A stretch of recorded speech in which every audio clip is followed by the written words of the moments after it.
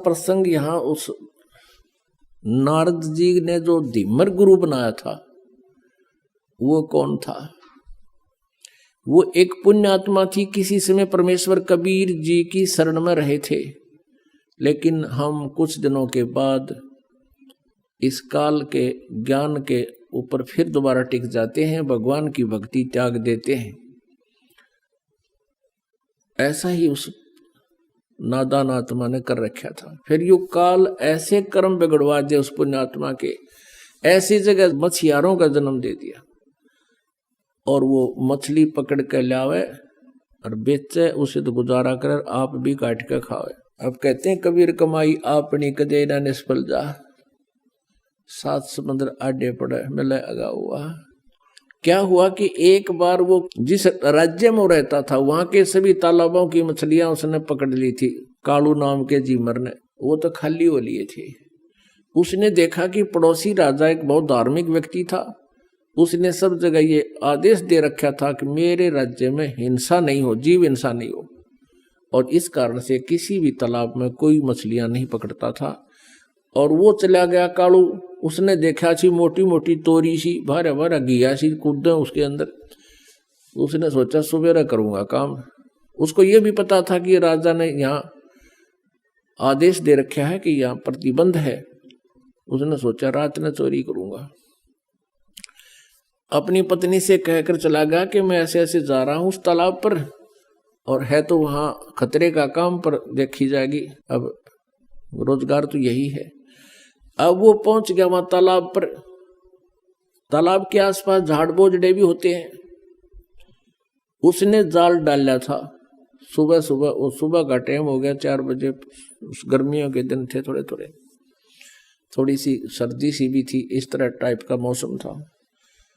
तो उसको सर्दी लगी, तालाब में से निकला। उसने क्या करा, एक अग्नि जला ली हाथ सेकने के लिए। अग्नि जलाई, लकड़ तोड़कर हाथ उठ सेके, और पहले तो उसने देखा कि कोई होगा तो यहाँ आ जाएगा, आग जला लेता हूँ। उसने आग जला दी, देखा कोई नहीं आया। कोई पहरेदार होगा तो होगा भी, कैसे है, बातचीत पूछा, कह दूंगा विरा चलता हूँ, ठंड लग रही है थोड़ी, हाथ सेकूं, थोड़ी थोड़ी सर्दी सी थी। कोई नहीं आया तो उसने जाल डाली थी। उधर से उसी नगरी का राजा, उस क्षेत्र का राजा हाथी पर सवार हो गए, और उसी के साथ साथ से रास्ता सा दूसरे शहर में जा रहा था, और एकदम मोड़ मुड़ता था। उस मोड़ के मुड़ते ही राजा का पूरा काफिला एकदम बाहर आया, और उसकी नजर पड़ी, वो सारा ही 4 किले का फैसला था मोड़ का। एकदम घबरा गया वो कालू जीमर कि भैया तो बात बिगड़ेगी, राजा आ गया, राज तेरी सजाए मौत होगी, तेने कानून तोड़ दिया। वो डर गया। उसने क्या कर रखा था, एक लंगोट पहन रखा था शरीर पर, बस पानी में बढ़ने की तैयारी थी। तो उसने, और ऊपर बड़े बड़े बाल थे, दाढ़ी थी। उसने और कोई बात ना सूझी बचाओ कि जो राख लकड़ी जला रखी थी वो राख थी। उस राख को सारे शरीर पर, मुंह पर सारे ला के, और वहीं बैठ गया। वो धुआं सा बना हुआ था, थोड़ी थोड़ी आग सलग रही थी। साधु रूप बना के बैठ गया। वो राजा था धार्मिक, उसने देखा महात्मा बैठा है, वहीं काफिला रखवा लिया। अकरों को हाथी से नीचे उतारो, अंबारी वो लगा दी पड़ी सी, वो नीचे उतार दिया। और वो आंखें खोल के देखा कि ले भाई मर गया आज तो, आधी आधी खोल और फिर बंद कर ले, आज मर गया, वो तो आ गया तेरी तरफ। उसने सोचा और कोई चारा भी नहीं है, अगर बच गया तो इससे मुद्रा में बच गया। राजा ने आवाज लगाई, प्रणाम किया, राम राम बोलिया।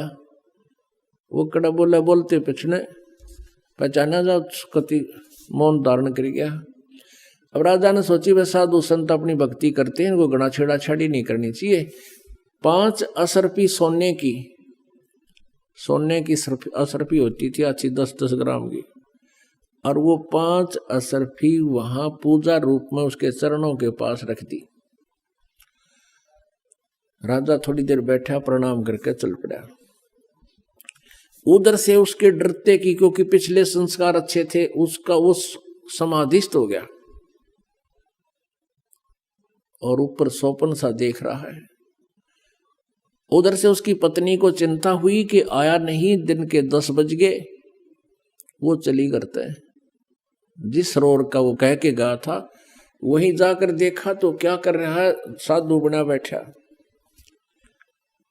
और उसकी पत्नी ने पहले तो उसको आवाज लगाई कि तू मर रहे गाड़ा की, तू बैठा है, चाल जल्दी करने, कोई अड़ा आ गया, यहाँ आ गया, तुझे पकड़ लेगा। वो ना उठिया तो उसके एक मारा कड़मड़ थप्पड़ के खड़ा हो ले तू। उसने नो कहा मैं तो आज आया था जी, आज आया था जी। उसने सोचा ये राजा के सर्वेंट आ गए कि तय नो कहा जी मैं तो आज पहली बार आया था। उसने देखा उसकी पत्नी अपनी पत्नी से कहने लगा राजा कहाँ गया।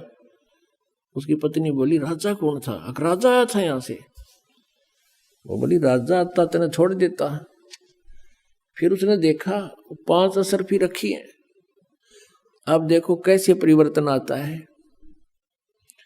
अब उसने नो सोच ली कि हे भगवान, हे परमात्मा, तेरे नाम पर मैंने तो नाटक सा कराया था, एक नकली स्वांग भरा था आपकी शरण का, और इतना ही मैं अपनी इतनी हमें सुरक्षा भी दे दी, मेरी जान भी बख्श दी, ये 5 असरफी दे दी, मैं 10 साल भी इतनी कमाई नहीं कर सकता जो आपने मेरे पास रखवा दी। उसी दिन से बैराग हो गया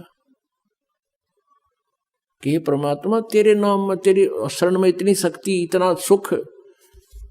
अपनी पत्नी से कह दिया कि ले ये तेरी 10 साल की 20 साल की कमाई है यार, ले जा तू, और मैं आज के बाद मछली पकड़ू को नहीं।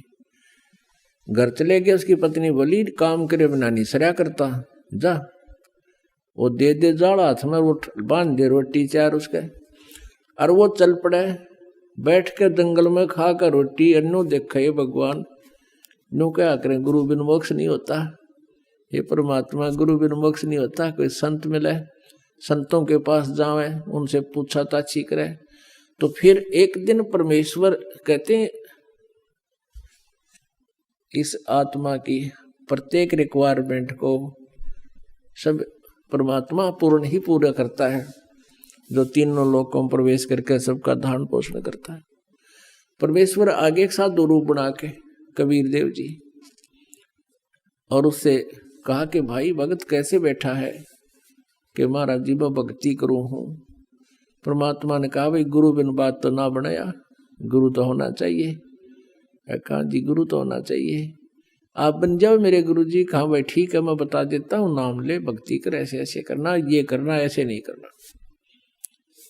अब उसने करी डट का साधना, और कुछ ही दिनों में उसको काफी उपलब्धि होगी। उधर से वो जो गुरु था, अब उधर नारद जी को एक ऐसी समस्या पैदा हो गई थी। उसको कहा गया था कि आज सवेरे तू जावे और उसको गुरु बना ले, जब तेरा कल्याण होगा। तो सवेरे सवेरे वो जा रहा था किसी घाट के स्नान करने के लिए, आगे से वो कालू झिमर मिल गया उसने। तो उसको उन्होंने गुरु बना लिया। उस कालू झिमर ने उसको बताया कि ये नाम जाप कर ऋषि जी, जब तेरा कल्याण होगा। अब कहने का भाव ये है पुणात्मा, हम ये सोचा करते थे कि कालू जो था एक सिंपल सा साधारण आदमी, एक मछियारा था, और उसको नारद जी ने गुरु बना लिया तो अभी उसका उस सत्र का कल्याण हो गया। अब उस समय वो कालू झिमर नहीं था, उसने सारी बुराई छोड़ दी थी, वो संत बन गया था। लेकिन हम फिर भी वो